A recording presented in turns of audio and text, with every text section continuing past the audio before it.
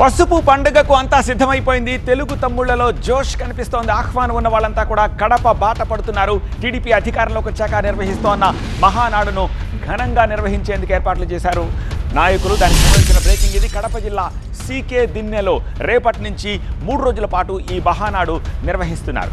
సాయంత్రం కడపకు చేరుకోబోతున్నారు పార్టీ అధినేత చంద్రబాబు, జాతీయ ప్రధాన కార్యదర్శి నారా లోకేష్. ఇంకా మంత్రులు కూడా చాలామంది ఇవాళే కడపకు చేరుకుంటున్నారు. 3 రోజులు కడపలోనే బస చేయబోతున్నారు పార్టీ అధినేత. ఈ మహానాడు నిర్వహణ కోసం 19 కమిటీలు ఏర్పాటు చేశారు. పబ్బాపురంలో 150 ఎకరాల విస్తీర్ణంలో ఏర్పాట్లను చేశారు.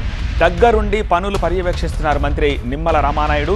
స్వయంగా పార పట్టి మట్టి తవ్వారు ఆయన. ఇక లోకేష్ ప్రతిపాదించిన 6 కీలక అంశాలపై మహానాడు చర్చించబోతోంది.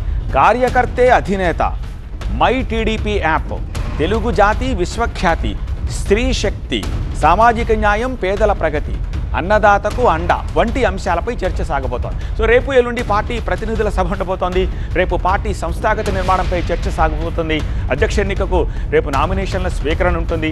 ఎల్లుండి ఎన్టీఆర్ జయంతి సందర్భంగా టీడీపీ ఆవిర్భావం తర్వాత చోటు చేసుకున్న రాజకీయ, సామాజిక, ఆర్థిక అభివృద్ధిపై చర్చిస్తారు. ఆ మరుసటి రోజు అంటే 29వ తేదీ 5 లక్షల మందితోటి భారీ బహిరంగ సభ ఉండబోతోంది. దీనికి ఏర్పాట్లు సాగుతున్నాయి.